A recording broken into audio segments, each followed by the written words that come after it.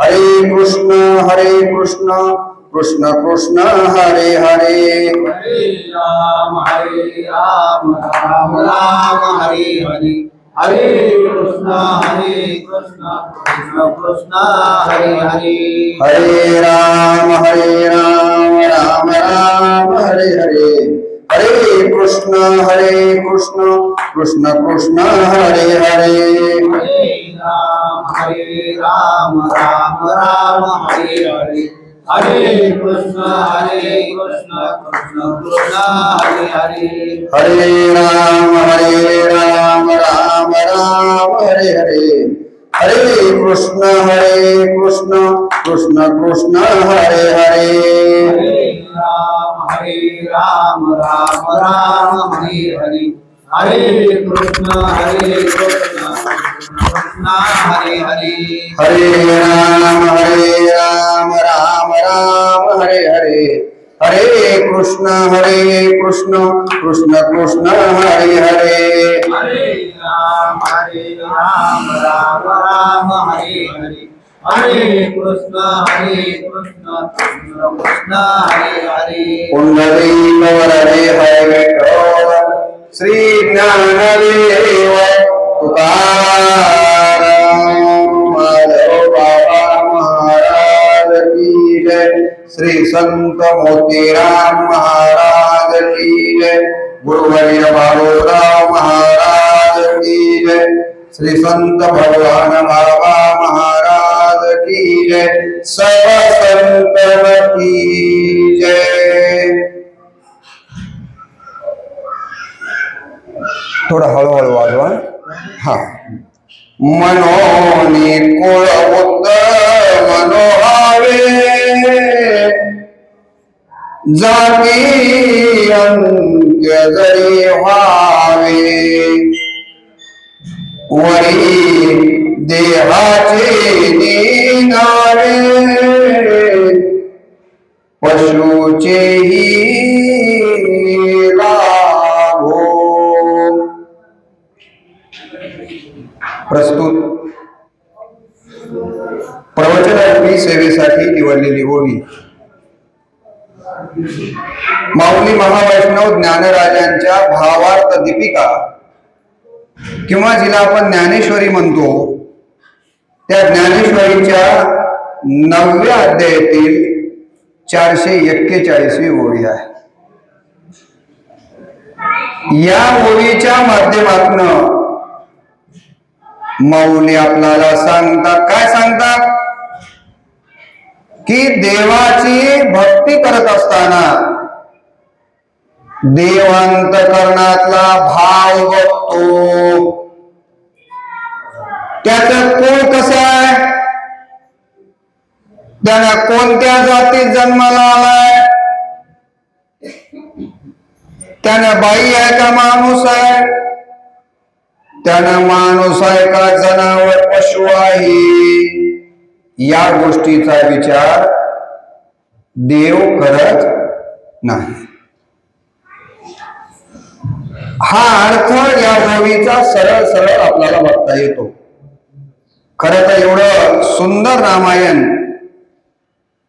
वाचक आमचे शिकायला असल्यापासूनचे मित्र नाथरावजी इतकं चांगलं वाचतात म्हणून मला माहिती नव्हतं, आणि म्हणून मी तो व्हिडिओ देखील करून घेतला। फार सुंदर सारखं ऐकावं वाटत होतं, आणि सुधाकररावजींनी सूचक म्हणून फार चांगली सेवा दिली।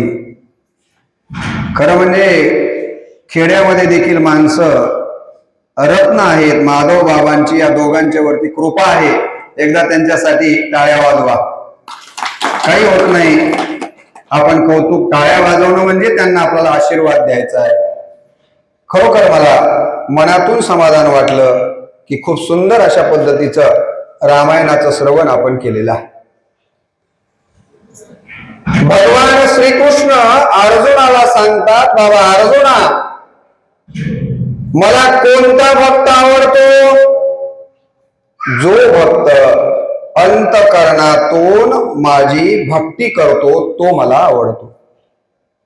मी आताच सांगितलं की त्याचं कोण मला बघायचं नाहीये, त्याची जात मला बघायची नाहीये, त्याचं लिंग मला बघायचं नाहीये. म्हणून ही ओवी म्हणते मनोनी कुल नोहारी जाती अंत्य जरी व्हावे वरी देहाचे निनावे पशुचे लाभ. कोणत्या कुळामध्ये जन्माला आलाय तो मला त्याच्याशी काही लेनदेन नाहीये. सुधाकरराव मी ही ओवी का निवडली नाथरावजी? आज प्रवचनाला ही ओवी मी का घेतली त्याचं कारण तुम्हाला सांगतो. मागच्या काही महिन्यापासून आपल्या महाराष्ट्रामध्ये, आपल्या मराठवाड्यामध्ये जातीचं पेव फुटलंय. झालंय का? आता पोलीस खात्यामध्ये काम करणारे माणसं म्हणाले आमच्या इथं जर ती प्लेट लावलेली असते आणि तिथं आडनाव नाव लिहिलेलं असतंय तर ते म्हणाले ते नाव वाचायलेत लोक आणि आमच्याकडे वेगळ्या नजरेनं बघायला. तुम्हाला माहित आहे बीड जिल्ह्यामध्ये घटना घडली, एका सरपंचाला मारलं आणि खरं तर हे मारणारे राक्षसापेक्षा भयंकर लोक आहेत.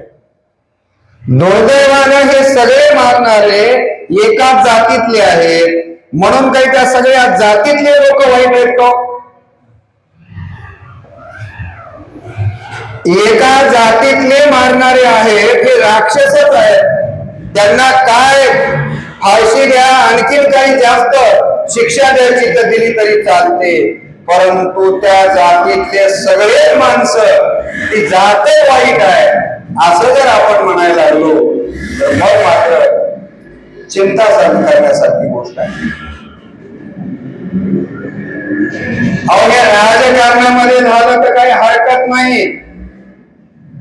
राजकारणी लोक बऱ्याच वेळा स्वतःच्या स्वार्थासाठी असं वागले तर हरकत नाही, पण हे लोण आता आपल्या संप्रदायामध्ये देखील आले. महाराज बोलवायचे असताना देखील विचार करतात की कोण्या जातीचा महाराज आहे. माझं गाव जर आता जातीचं नाव घेईन आम्ही कशाला, कारण हे आपण युट्यूबवर टाकायचं. माझ्या जातीचा महाराज असेल तरच बोलवायचा, दुसऱ्या जातीच्या महाराजाला बोलवायचं नाही. एवढं या संप्रदायामध्ये वाईट परिस्थिती निर्माण झालेली आहे. आणि म्हणून मला वाटलं की माऊलींनी नव्हे, भगवान श्रीकृष्णांनी कितीतरी हजार वर्षापूर्वी सांगितलं की अर्जुना, मी कोण्याही भक्ताची जात बघत नाही. या अंकुश महाराज, मी कोणत्याही भक्ताचा वर्ण बघत नाही. मनोनी कुळ जाती वर्ण हे अवघेची कारण. दुसऱ्या ओळीमध्ये म्हटलंय की अर्जुना, कोणत्या जातीमध्ये जन्माला आला, कोणत्या वर्णामधल्या, कोणत्या पशु आहे की माणूस आहे, या गोष्टीचा विचार मी करत नाही. तुम्हाला माहित असेल आपल्या संप्रदायाचा पाया अंकुश महाराज कुणा घातला हो? ज्ञानदेवी रचिला पाया, उभारले देवालया. या संप्रदायाचा पाया संत ज्ञानेश्वर महाराजांनी रचला. पाया रचला म्हणजे काय केलं? काय केलं? पाया रचला म्हणजे विचाराची बैठक आपल्या संप्रदायाला दिली. आपल्या संप्रदायातले मी आता 3 व्हिडिओ टाकलेत परवा महाशिवरात्रीचे, आणि त्याच्यामध्ये वारकरी संप्रदायानं शिवाचं महात्म्य कसं वर्णन केलंय त्याचा एक व्हिडिओ टाकलाय. माधव बाबा ग्रुप मध्ये मी आहे, सगळे व्हिडिओ मी दररोज टाकतो. तुम्ही बघता की नाही मला माहित नाही. तर त्याच्यामध्ये मी सांगितलं की आपल्या वारकरी संप्रदायाचे आद्य गुरु कोण आहेत? हा, आपल्या संप्रदायाचे पहिले वारकरी, आपल्या संप्रदायाचे पहिले गुरु कोण आहेत? आदिनाथ गुरु, सकळ सिद्धांचा मच्छिंद्र तयाचा मुख्य शिष्य महादेव हे आपले आद्य गुरु आहेत, आद्य वारकरी आहेत. आणि मग तिथून मच्छिंद्राने गोरक्षासी केला. महादेवांच्याकडनं हे ज्ञान मच्छिंद्रनाथाकडे आलं, मच्छिंद्रनाथाकडनं गोरक्षनाथाकडे आलं, गोरक्षनाथाकडनं निवृत्तीनाथाकडे आलं, निवृत्तीनाथाकडनं ज्ञानदेवांच्याकडे आलं, ज्ञानदेवांच्याकडनं मग आता विविध संत आहेत. आणि आपल्या वारकरी संप्रदायातले मानलेले संत, शेवटचे संत कोणते आहेत? ज्यांची पुण्यतिथी परवा होती आणि ज्यांच्यावर मी एक व्हिडिओ टाकला ते म्हणजे निळोबाराय. आपल्यातले जे महत्वाचे संत मानले त्या संतातले सगळ्यात शेवटचे संत निळोबाराय. आणि त्या निळोबारायांच्या परंपरेमध्येच आपले ठाकूरबुवा येतात, भास्कर महाराज येतात, त्यानंतर ठाकूरबुवा येतात, त्यानंतर मोतीराम महाराज येतात, लक्षात आलं, मारुतराव महाराज येतात, माधव बाबा येतात. आणि अशा या अग्निसंतांच्या सप्ताहातली 12व्या दिवसाची सेवा 125 वर्ष झालं या सप्त्याला माझ्यासारख्या पामराकडे तुम्ही दिलेली आहे, त्याबद्दल तुमचे मी मनपूर्वक आभार मानतो. आमच्या संप्रदायाचा माऊलींनी पाया घातला म्हणजे काय केलं? तर हे ज्ञान पहिलं संस्कृत मध्ये होतं. हे ज्ञान कशामध्ये होतं? संस्कृत भाषेमध्ये होतं. ते ज्ञान भगवद्गीतेतलं माऊलींनी कोणत्या भाषेमध्ये आणलं? मराठी भाषेमध्ये आणलं. म्हणून माऊली म्हणाले, माझा मराठाची बोलू कौतुके, परी अमृतातेही पहिला जिंके, ऐसी अक्षरे रसिके मेळवीन. मराठीमध्ये आणलं. म्हणून पाया रचना म्हणजे काय? तर संस्कृत भाषेतलं ज्ञान मराठी भाषेमध्ये आणलं आणि सगळ्यांना या संप्रदायातला अधिकार प्राप्त केलेला. पाया रचना म्हणजे काय केलं? वेदाचं अध्ययन करण्याचा अधिकार फक्त 3 वर्णांना होता. 4थ्या वर्णाला एक ओवी आहे वाटतं, वेदू कृपण होय ठाई, आणि तो तिघांच्या कानाला लागला. अशा या वेदाला संतांनी मराठी भाषेमध्ये आणलं आणि सगळ्यांना तो अधिकार प्राप्त करून दिला. संत म्हणाले, या रे ला न थोर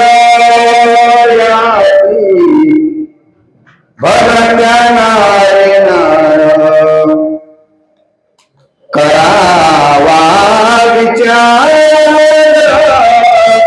न लगे चिंता कोणाची, सकळांशी येथे आहे अधिकार, कलियुगी उद्धार हरीच्या नामे.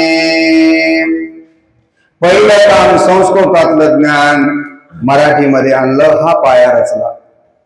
माऊलींनी पाया रचला म्हणजे काय केलं? तर माऊलींनी काय केलं बघा, जे गुह्य ज्ञान होत ते गुह्य ज्ञान प्रकट करण्याचं काम केलं.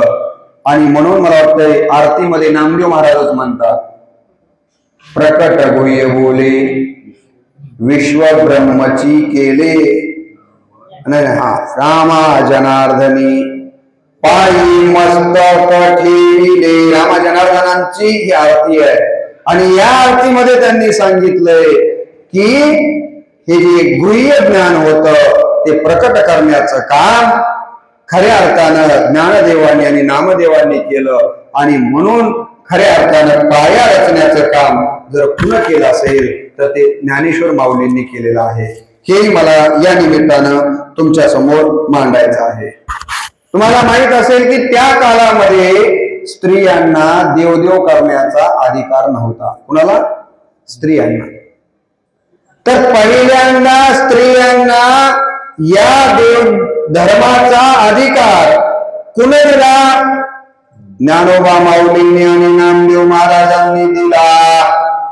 जनाबाई तुम्हाला माहित आहे या गंगाखेडच्या, त्या नामदेव महाराजांच्याकडे राहायला गेल्या आणि नामदेव महाराजांनी जनाबाईंना हा अधिकार प्राप्त करून दिला.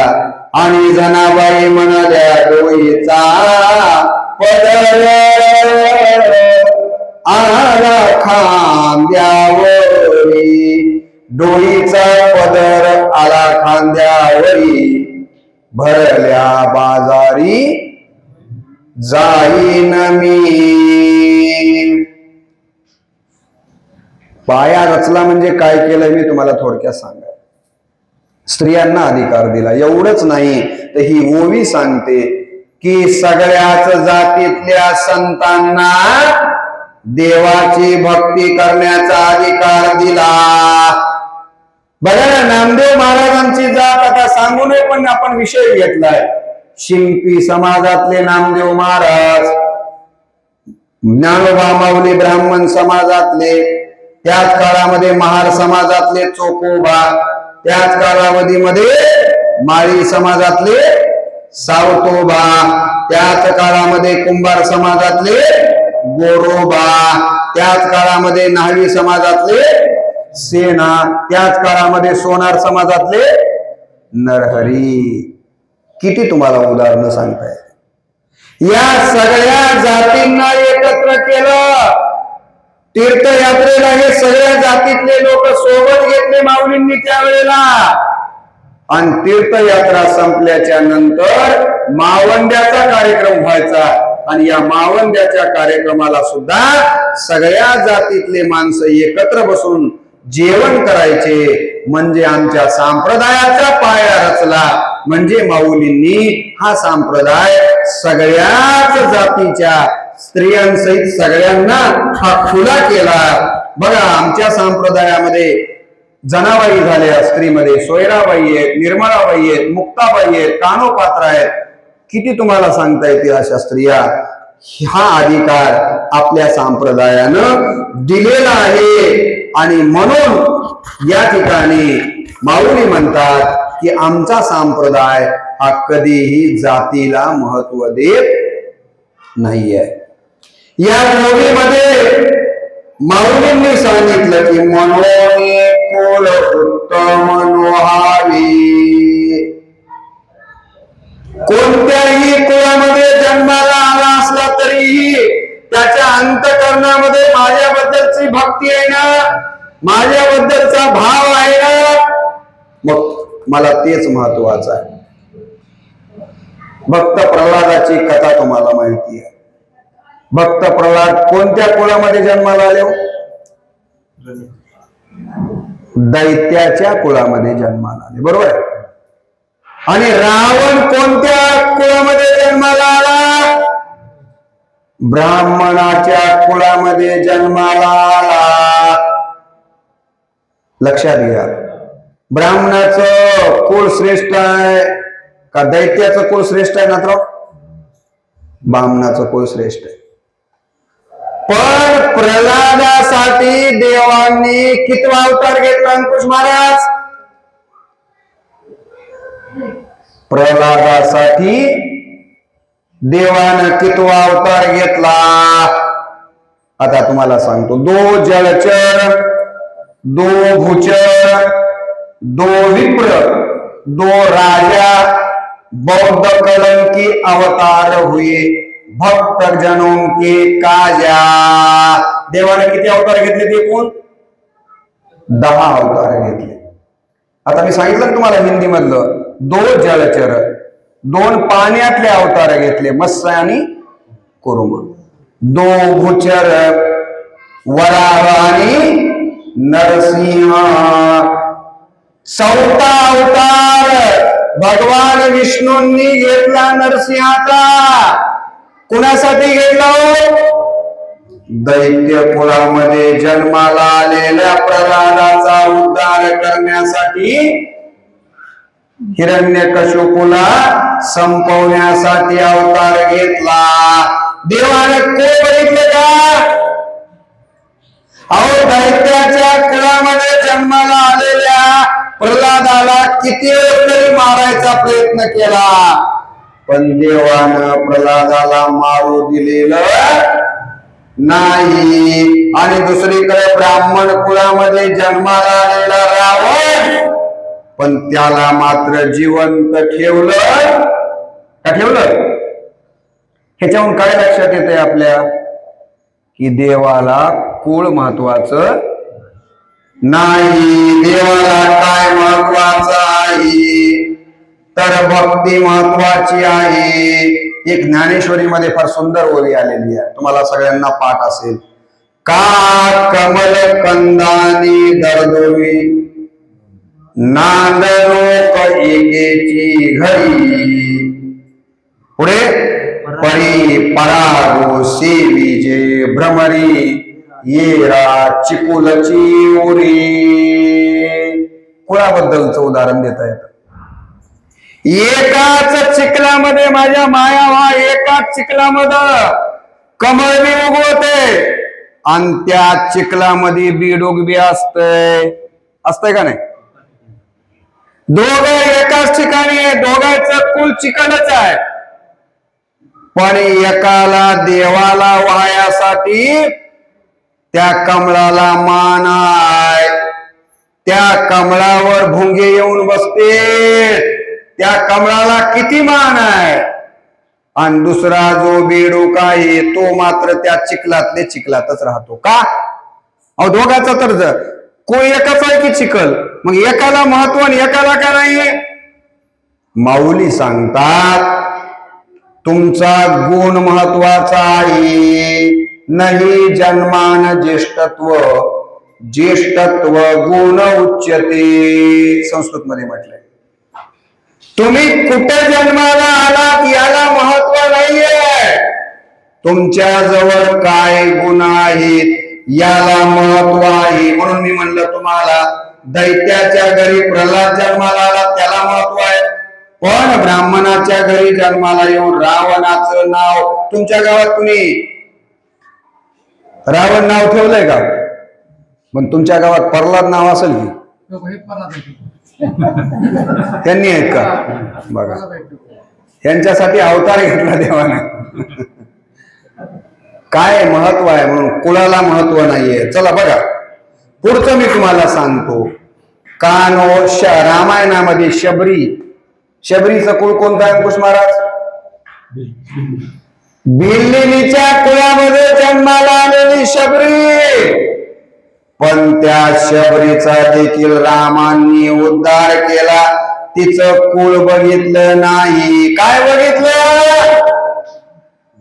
जब मेरे राम जी का आवन होगा, शबरी के कुटिया का पावन होगा.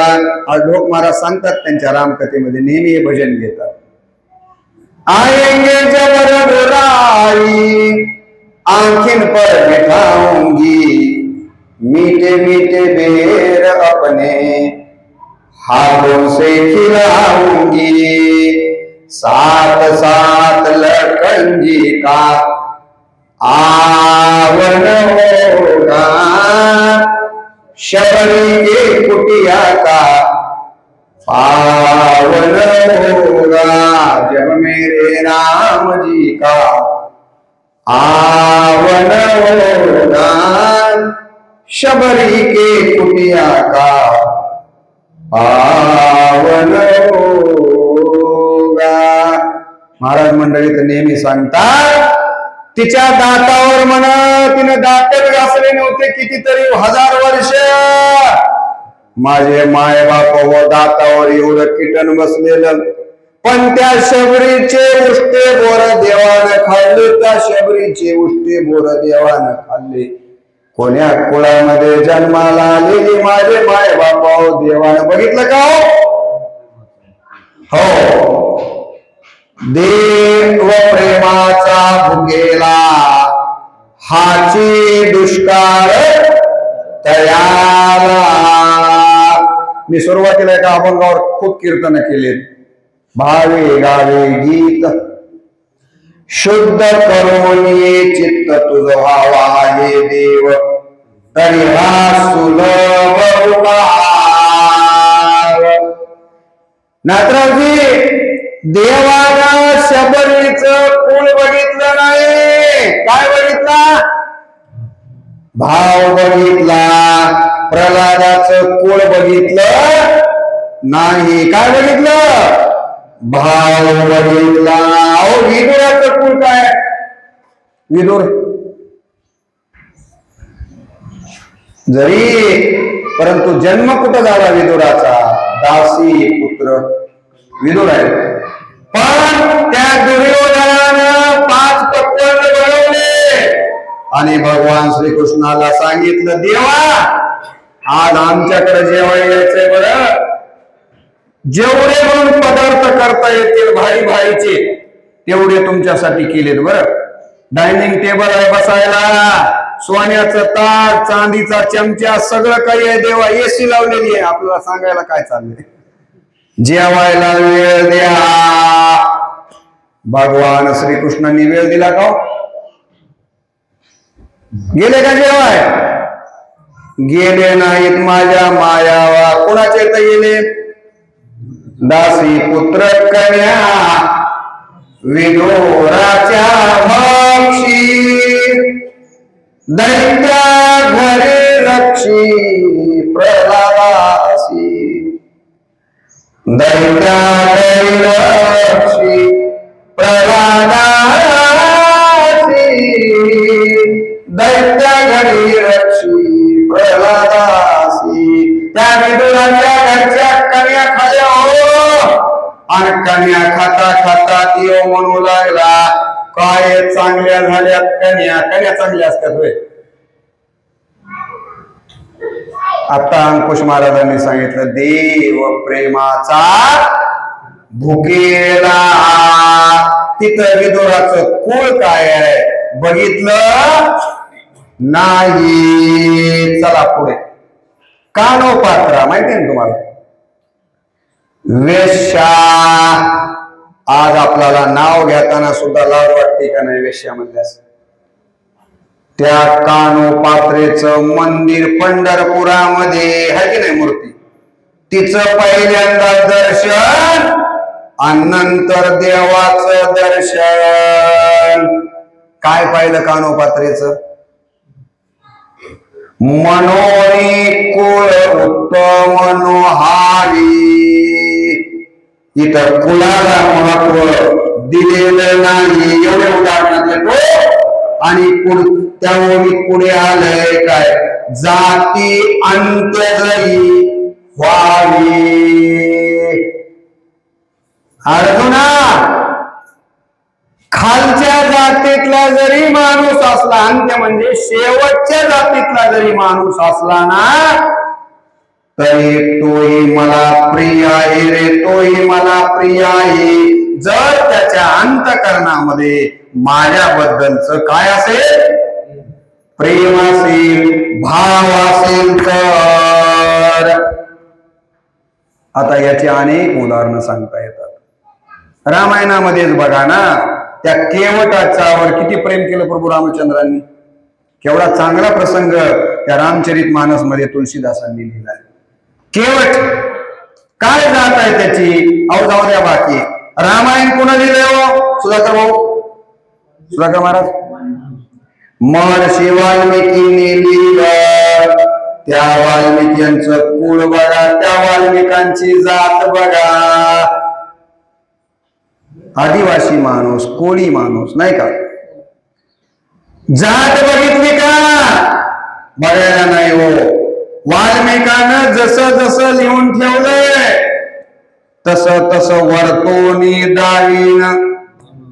हो, बोलीला वाल्मिक तैसेची करीन, वर्तोनी दावीन नामा म्हणे. जात बघितली नाही. बघा कोळीयाची, हो कोळीयाची कीर्ती वाढविली.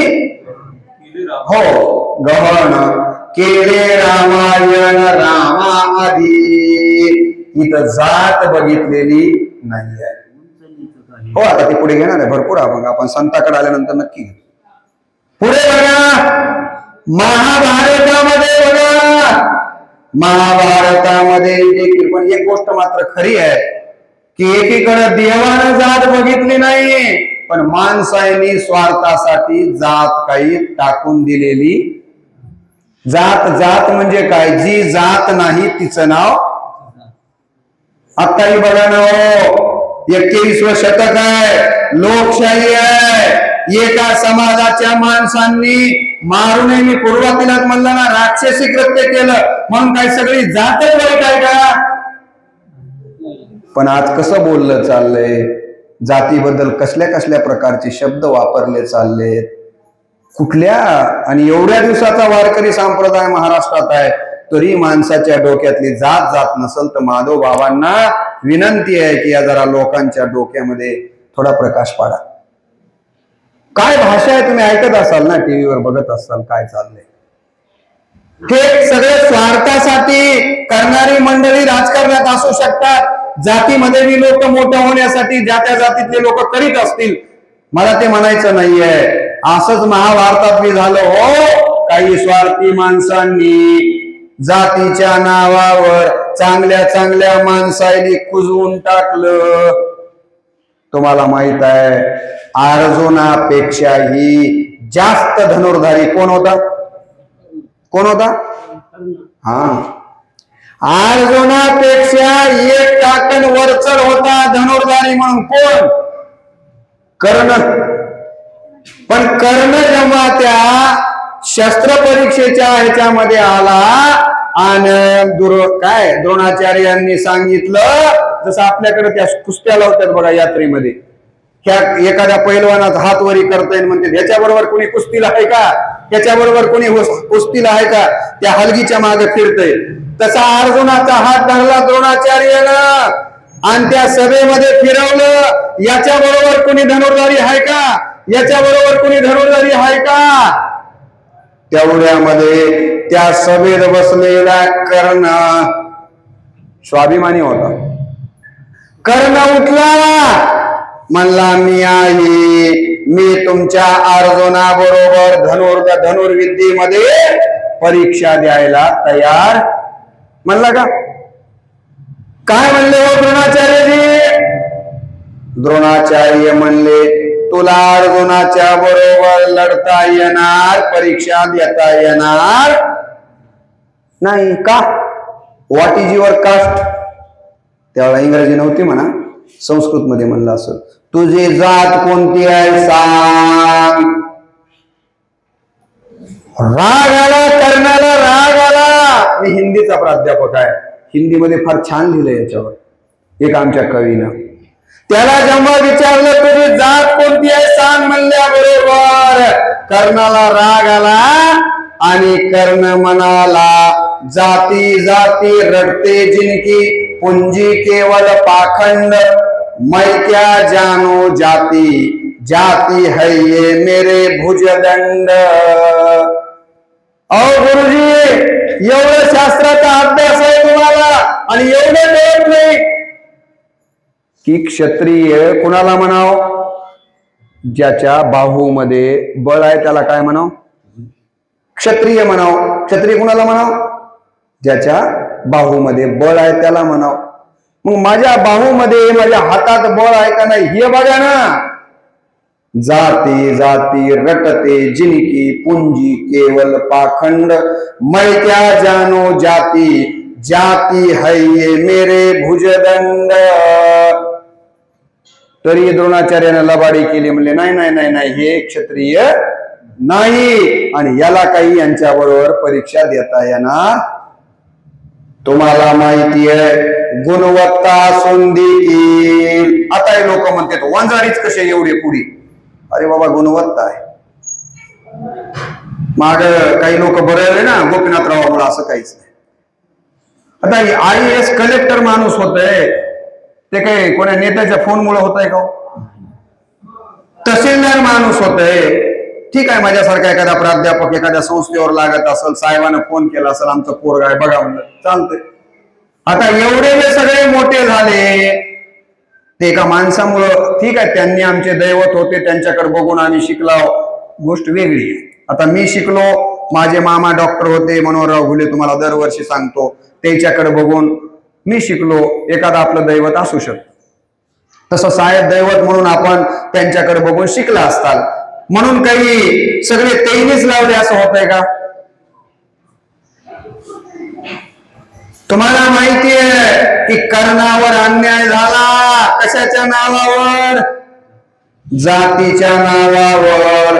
दुसरं एक द्रोणाचार्याकडे गेलं पोरग, तुम्हाला नाव माहित आहे त्याचं, त्याला म्हणले द्रोणाचार्याला, मला तुम्हाला गुरु करायचंय, मला शिष्य म्हणून स्वीकारा ना.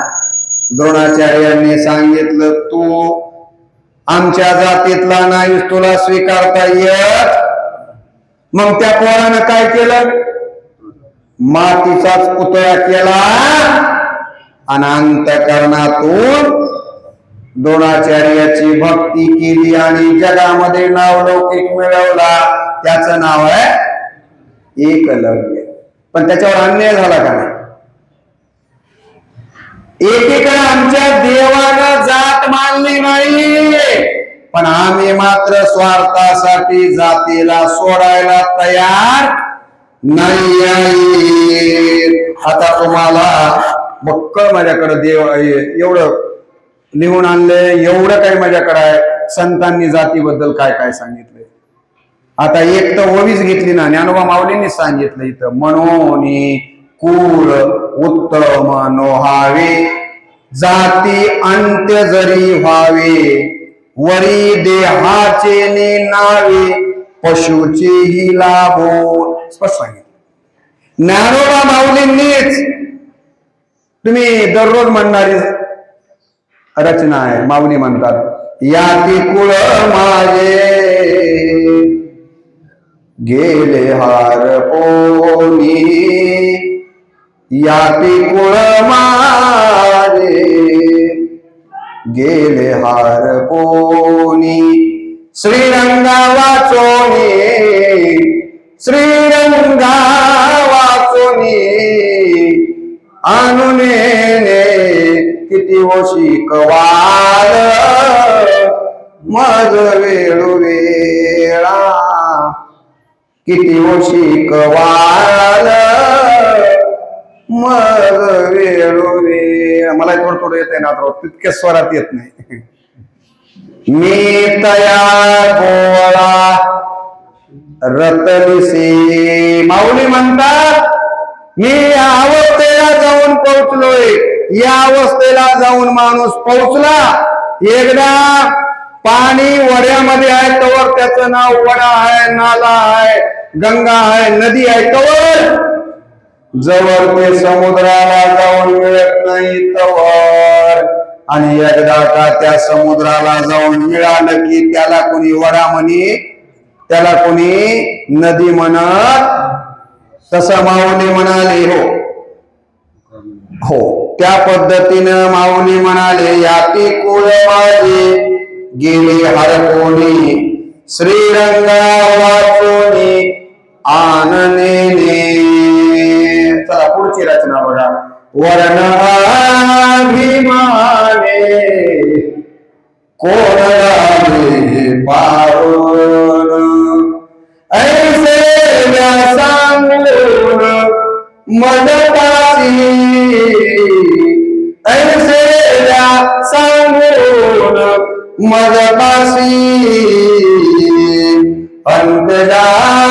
अंतजादियोनी तल्या हरी भजने, अंत्यजादियोनी तल्या हरी भजने, तयाची पुराणे भाट झाली. काय सुंदर लिहिले संतांनी बघा. लहानातल्या लहान जातीतले माणसं देखील एवढे मोठे झाले की त्यांचं भाट, त्यांचं वर्णन कुणी केलं? पुराणाने केलेलं. वेळ मला सांगा म्हणजे मला जरा आटोपता घेता येते. किती वाजता संपवायचंय? पटकन पटकन सांगा. 4:30. चला आता मी थोडं म्हणजे जास्त अभंग घेत नाही, मला विषयाकडे येता येईल. चालेल. काही अडचण नाही. ओके. आता कबीर, मी हिंदी शिकवतो माझ्या वर्गामध्ये, कबीराला विचारलं होतं तर कबीरांनी सांगितलं, जात न पूछो साधकी पूछ लीजियो ज्ञान, मोल करो तलवार का पड़ा रहने दो म्यान. अरे बाबा हो, संताची जात विचारू नका. मी तुम्हाला माधव बाबाच्या समोर बसून सांगतो, मला माधव बाबा कोण्या जातीचे आहेत नोकरीला लागेपर्यंत माहित नव्हतं. मला नोकरीला लागेपर्यंत माहित नव्हतं मारोतराव महाराज दस्तापूरकर कोण्या जातीचे आहेत माहितच नव्हतं. मोतीराम महाराज कोण्या जातीचे आहेत माहितच नव्हतं, कारण डोक्यात कधी जात आलीच नाही. आता महाराजाच्या पत्रिका बघितल्या सुद्धा आपल्या लक्षात येतं की आपण जातीला महत्व द्यायलोय. आणि मला असं वाटतं की हे संतांना मान्य नाही आहे, म्हणून जातीला महत्व देऊ नका. आता बऱ्याच रचना आहेत. आता आमच्या सुधाकर महाराजांनी सांगितलेली रचना सगळ्यांना पाठ आहे. उच नीच काही नेने भगवंत, तिष्ठे भाव भक्त देखोनिया, दासी पुत्र कन्या विदुराच्या बक्षी, दैत्या घरी रक्षी प्रल्हादासी. आता हे सगळ्या जवळपास माझ्याकडे 50 जातीवरच्या अभंग आणलेत मी. निळोबारायांचे, सेना महाराजाचे, नरहरी सोनार काय म्हणतात जातीबद्दल सगळं आणलंय. आता मी ते सगळं गुंडाळतो आणि आपल्या एका मुख्य विषयाकडे येतो की या जातीनं किती किती लोकांना त्रास दिला. या ओळीमध्ये एक शब्द आलेला आहे, कोणता? जाती अंत्यही व्हावे. कोण्या जातीचा होऊ द्या, मागासलेल्या जातीचा राहू द्या. तुम्हाला सगळ्यांना माहित आहे एका संताला जातीमुळे खूप त्रास झाला आणि त्या संताला म्हणावं लागलं, काय म्हणावं लागलं? उस डोंगा परी रस नो हे डोंगा, काल उलरासी वरली रंगा, कमान डोंगी परी तिरनो हे डोंगा, नदी डोंगी परी जलमना पाणी नो हे डोंगा, काय उडलासी वरली रंगा. असंच या जातीमध्ये अत्यंत अंत्य जातीमध्ये जन्माला आलेले कोण सांगा ना. आपण घेतला चोखा डोंगा परी भाव नोहे डोंगा, काय बुडलासी वरली रंगा. महार समाजामध्ये ज्या वेळेला या समाजाला अस्पृश्य समजलं जात होतं, आता तसं काही नाही. अंत्य जातीमध्ये जन्माला आलेले चोखोबा, पण अंतकरणामध्ये देवाबद्दल भाव होता. अंतकरणामध्ये देवाबद्दल भाव होता. जन्म झाला मंगळवेढ्याला, पण घरामध्ये पंढरपूरची सारखी वारी आई वडिलांपासून पंढरपूरला आले. त्या दरबार देवाच्या मंदिराच्या बाहेर उभा टाकावं, लांबूनच पांडुरंगाकडे बघावं आणि म्हणावं, देवा अरे कधी मला दर्शन देशील, कधी माझी भेट होईल. अंतकरणामधून सारखं चोखोबाला वाटावं, देव मला भेटावं. आणि तुम्हाला माहिती अंतरीची घेतो गोडी, देव अंतकरणाची गोडी बघतो. देवाला वाटलं चोखा अंतकरणातून माझी भक्ती करायलाय, चोखा अंतकरणातून माझी भक्ती करतोय. आणि म्हणून चोखोबा असं घराच्या बाहेर म्हणजे मंदिराच्या बाहेर बसलेले असायचे. एके दिवशी चोखोबा अशी अवस्था निर्माण झाली की देवाला भेटावं म्हणून, आणि अचानक मंदिरामध्ये आले. तिथं बडवे बसलेलेच होते आणि चोखोबाची सावली देवाच्या नैवेद्यावर पडली. सावली पडल्याबरोबर बडवे देवा कुणाच्या मागे लागले हो? चोखोबाच्या मागे लागले. चोखोबाच्या मागे लागले आणि चोखोबाला जितकं मारता येईल तेवढं मार. इकडे चोखोबाला मारत होते हे बडवे आणि तिकडं विठेवर उभे असणाऱ्या देवाच्या अंगावर वर उमटत होते. नामदेव महाराजांनी बघितलं. नामदेवांच्या डोळ्यामध्ये पाणी आलं. अरे अरे अरे म्हणले, कोण्या तरी भक्ताला त्रास व्हायलाय तेव्हा देवाच्या अंगावर ही वळ उमटायली. आणि नंतर माहिती घेतल्यास कळालं की बडवे चोखोबाला मारताय. म्हणजे चोखोबा अंत्य जातीमध्ये जन्माला आले असले तरीही पंढरीच्या पांडुरंगानं चोखोबावर किती प्रेम करावं.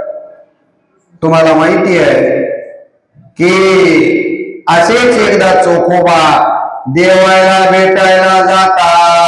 देवाला आनंद झाला की माझा भक्त मला भेटायला आलाय, म्हणून देवानं आपल्या गळ्यातला काय काढला हो? हार काढला, चोखोबाच्या गळ्यामध्ये टाकला आणि सांगितलं, चोखा तुझी भेट झाल्यानं मला खूप आनंद झाला रे, खूप आनंद झाला. म्हणल्याबरोबर दोघ जण चोरी दोघं एकमेकाला देवभक्त भेटायचे.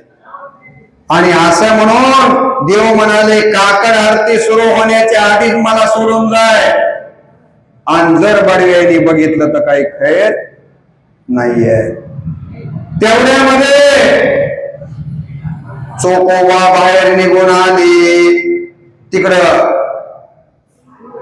पुंडलिकांच्या मंदिराच्या जवळ जाऊन पडले. तिथे येऊन बघतात तर देवाच्या गळ्यामध्ये बडव्याला हार दिसत नाही. आणि मग बडव्यांनी शोधाशोध केली, म्हणजे देवाचा हार कोण नेला. आणि मग चोखोबांच्या गळ्यामध्ये हार दिसला आणि चोखोबावरती त्यांनी काय केलं? आणला. आणि हे बडवे चोखोबाला मारायला लागले. त्यावेळेला चोखोबांची एक रचना आहे. कोणती अंकुश महाराज? धावरी विठुवाचा चालून तो मंद, बडवे मज मारुती ऐसा काही अपराध. विठोबाचा हार तुझे कंठी कैसा आला, शिव्या देती महारा म्हणती देव वाटविला. अरे महाराज, तुझ्या गळ्यामध्ये देवाचा हार आलाय म्हणजे तू देवाला पाठवलास म्हणायचं. आणि तुम्हाला माहिती आहे की या पद्धतीनं चोखोबाला नको तेवढ्या पद्धतीची मारहाण या बडव्यांनी केली. पण देवानं चोखोबाचे वळ आपल्या अंगावर घेतलेले आहे.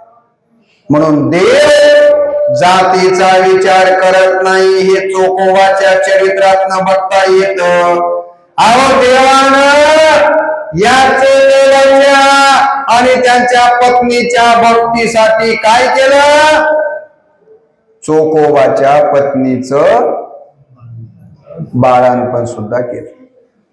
तुम्हाला माहिती आहे की शेवटी हे बडवे फार त्रास द्यायला लागले. चोखोबा मंगळवेढ्याला जाऊन राहिले आणि इकडं सोयराबाईचे 9 महिने 9 दिवस जवळ आले. आणि सोयराबाईनं आपल्या नवऱ्याला सांगितलं, हो माझे दिवस भरले, आता बाळातीन होते का उद्या होते का कवा होते काही सांगता येईना. बाळातपणाला आपल्या घरामध्ये दुसरं कोणीच नाही. मला वाटतंय तुम्ही तुमच्या बहिणीला बोलवून आणावं. चोखोबा म्हणले काही हरकत नाही, दूर गाव होतं समजा, आणतो म्हणले बोलवून. चोखोबा बहिणीला बोलवायसाठी म्हणून निघाले घरी होऊन.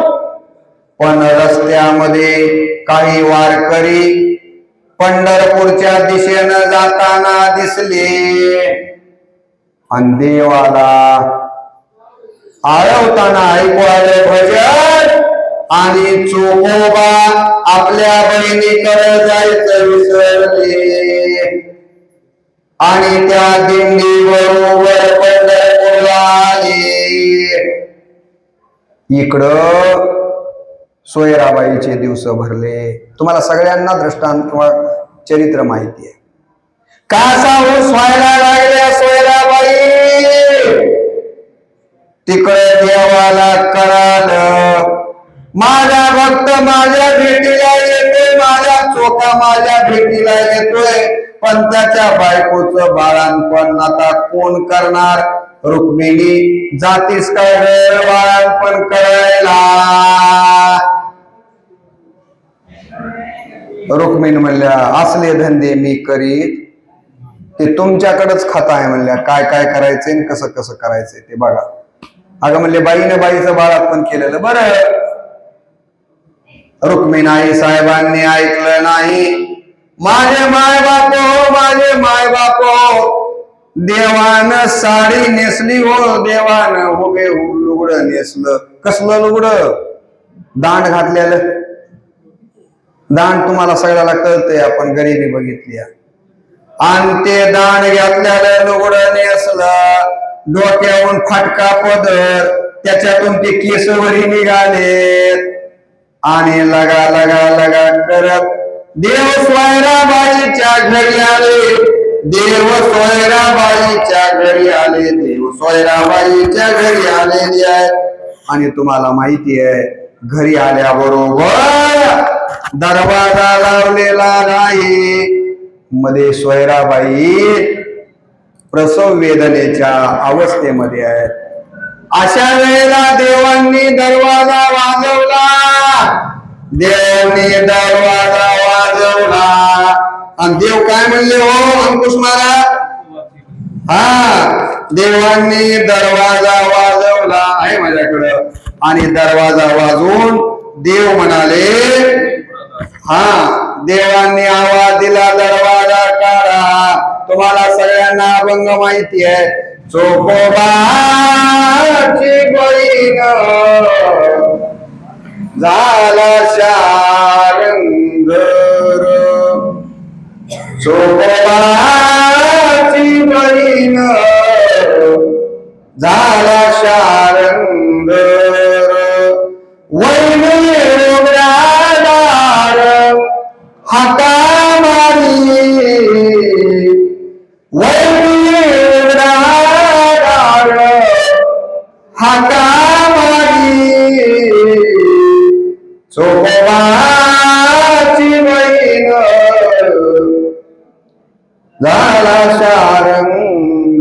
रे वहिनी साहेब मी आले व दरवाजा काढा, दरवाजा काढा वहिनी साहेब. माझे माय बापो साक्षात परब्रह्म पांडुरंग ज्या माझ्या चोखोबाच्या पत्नीचं बाळंतपण करायला जातोय तशा अवस्थेमध्ये सोयराबाईनं दरवाजा काढला. देव मध्ये गेले. देवानं सोयराबाईचं बाळंतपण केलं. काय नशीबवान असेल पोरग ज्याचा जन्म देवानं करावा, कर्म मिळा. मी सगळ्या संतांवर माझे युट्यूबला व्हिडिओ आहेत.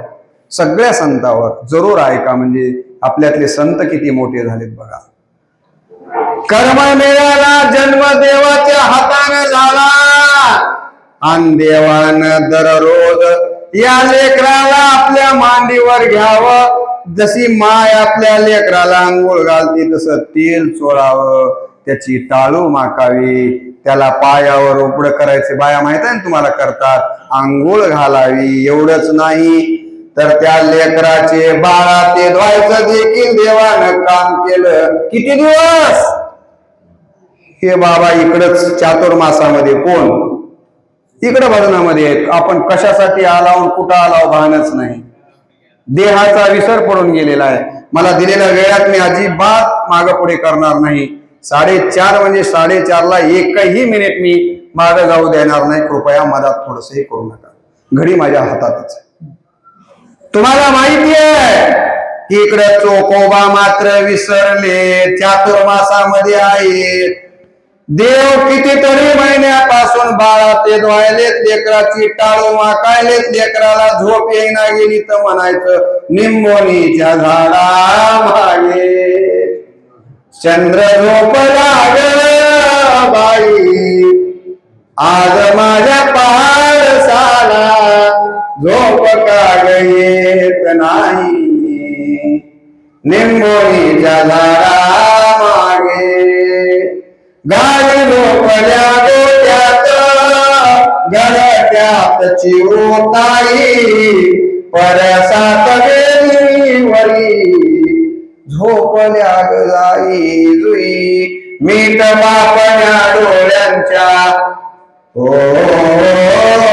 अरे कर्मा झोप माय झोप झोप म्हणावं देवानांगाईत गावी, मीठ बापण्या डोळ्यांच्या गाते तुला मी अंगाई, आज माझ्या पारसाला झोप का ग येत नाही, निंबोनीच्या झाडा मागे जशी एखादी आई लेकराला पाळण्यात टाकते अंगाई गीत गाते, देवानं तसं या कर्म मिळाला झोपवावं, त्याच्या सगळ्या सेवा कराव्यात.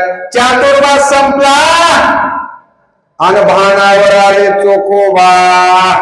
अरे म्हणले आपल्याला तर बहिणीला बोलवाय पाठविल तर आपण तर इकडं आलो, काय झालं असेल माझ्या स्वयाच्या बाळणपणाच, वापस आले बघतेत तर काय दरवाजात असताना तिहा तिहा तिहा लेकराचा रडल्याला आवाज आलाय. म्हणले स्वया अगं बाळात पण कोण केलं, मालक थट्टा करायला का म्हणले, वंश आल्यात की म्हणले ते नाही केलं, तुम्ही जाऊन सांगितलं म्हणून आल्या, बरं झालं म्हणले माय तवाच जाऊन सांगितलं. आता लांबी येत नाही, चोकोबांच्या डोळ्यामध्ये अश्रू उभं राहिले, घळा घळा घळा घळा अश्रू. अगं म्हणले कुठं आहे मग माझी बहीण, म्हणले नदीवर गेल्यात म्हणले बाळा ते धुवायला. देवानं बाळा ते धुले होते, वाळू घातले होते, त्याची घडी करून बकेटात टाकले होते. चोकोबा म्हणले अरे मी तर बहिणीकडे गेलोच नाही, आणि बहीण कवा आली काय काय झालं बघावं म्हणून चोकोबा नदीवर. आणि तुम्हाला माहिती आहे की चतुरातो शिरोमणी गुण लावण्याचे कानी, त्याला सगळं कळतंय, अंतरातलं सगळं कळतंय, देवाला कळालं आता आपली काही गैर नाही, हे सगळं उघडं पडतंय. देवानं तसे ते बाळा ते ठेवले, देव गेले निघून, आणि चोकोबा येऊन बघतात तर देवाचे त्या वाळूवर पाय उमटलेले बघितले, डोळ्यामध्ये आसवे आले, डसा डसा डसा चोकोबा रडायला लागले. म्हणले देवा अरे अरे अरे अरे अरे माझ्यासारख्या अंत्य जातीतल्या भक्तासाठी किती कष्ट घेतलास रे, अरे कुठे बाळात पण करावंस तू. बस तुम्हाला एवढं सांगतो. पुढे एक ओळीमध्ये खंडणी आलती, त्याच्यावर एक दृष्टांत सांगायचा होता, वेळ मिळाला तर पुढच्या वर्षी सांगू. पुढे काय म्हटलंय बघा, पशुचा जरी असला तरी काय म्हटलंय पुढे ओळीमध्ये, वरी देहाचे नेणारे पशुचेही लाभो. आणि इथं मला दृष्टांत द्यायचा होता, आमचे नाथराव आणि सुधाकर महाराजांना तुम्हाला सगळ्यांना माहित असलेला दृष्टांत आहे गजेंद्राचा आणि मगरीचा. तुम्हाला सगळ्यांना माहिती आहे ना, त्या गजेंद्राला पाण्यामध्ये मगर वडायली, गजेंद्र सारखा या ठिकाणी अहंकारामध्ये आहे. कशाच्या, मला एवढ्या बायका आहेत, मला एवढे लेकर आहेत, हे काही मला सोडविणार नाहीत का, हे काही मला सोडविणार नाहीत का. पण तुम्हाला माहिती आहे 2 वेळा सांगतो थांबतो, त्या लेकरांनी सोडवायचा प्रयत्न केला का नाही सुधाकर महाराज, बक्कळ प्रयत्न केला, पण मगरचं बळ पाळण्यातलं आणि याचं बळ बाहेरचं. ते काही बाहेर यायच ना. लेकर बायका थकले वडाय जाऊन, पण काही आपला नवरा बाहेर येईना, बाप बाहेर येईना. मग बायाने काय केलं, नाथांच्या रामायणातल्या 2 ओळ्या सांगतो. बाया म्हणल्या पोरं हो, सोडा म्हणल्या म्हाताऱ्याला. आता ह्याच्या नादाला याच्या नादाला लागला तर आपण बी मरताव, लेकर बी मरते. बघा बाया काय म्हणतात, स्त्रिया म्हणती भाग्य थोर, संकटी वाचले कुंवर, नकरे गिरीला गजेंद्र, अक्षत पुत्र कळ्याले. माय माय माय म्हणल्या महादेव बाबाची कृपा झाली. माय गेलं म्हणली, म्हातारे घेऊन घेतलं त्या मगरीनं, मेलं म्हणली, पिकलेलं पान होत. पण अक्षत पुत्र कळी आली, पण लेकर वाचले. लईत माधव बाबाचा उपकार झाला. आता सांगतो शेवटचा शब्द. हे सगळं बघितलं आणि गजेंद्राने विचार केला, आता हे काही आपल्याला सोडविणारे नाही.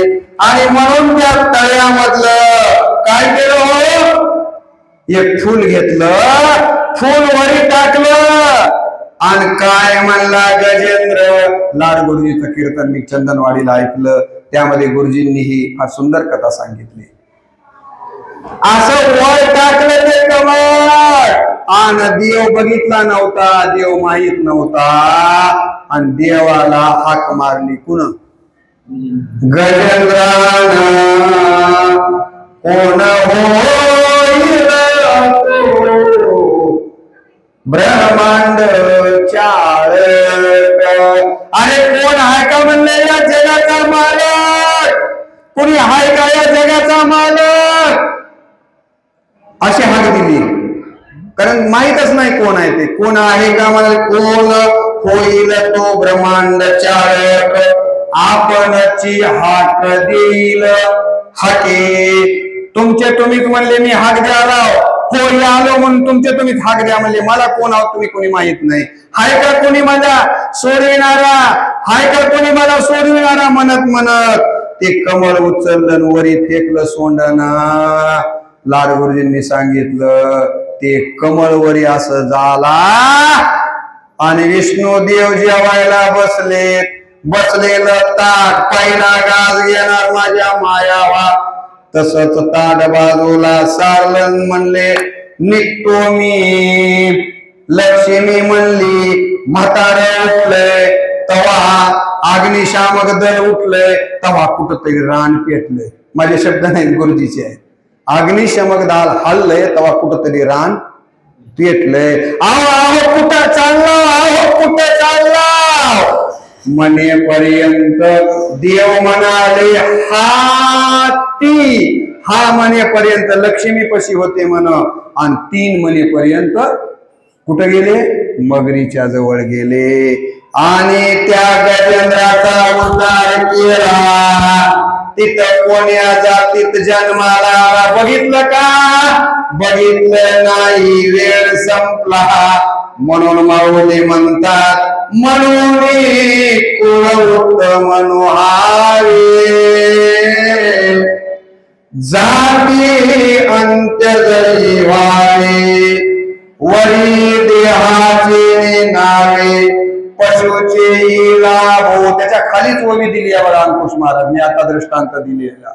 पाहे पासावजे हातेरू घरी, तेने तया काकुळती माते स्मरिले, ती तयाचे पशु व्हावे झाले पातलिया माते. या पद्धतीनं मला दिला गेलेला वेळ या वेळेला मी तंतोतंत पाळलाय. सकाळी 7 वाजता नांदेडून निघालोय, पोटात अन्नाचा कण नाहीये. तिथून मुखेडच्या कॉलेजला गेलो, सही केली, तिथून किनगाव मोटरसायकलवरून इथं आलो आणि 2:30 वाजता पोहोचलो. म्हणलं आपण कुणाचा शब्द घ्यायचा, माधव बाबाचा शब्द घ्यायचा नाही.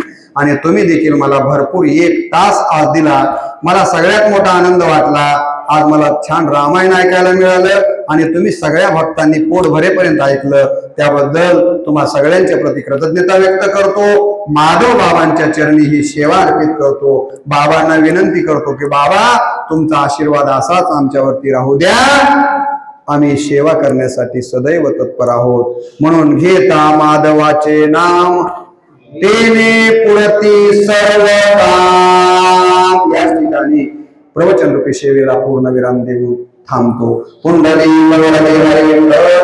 श्री ज्ञानदेव तुकाराम विठाला विठाला विठाला विठाला विठाला विठाला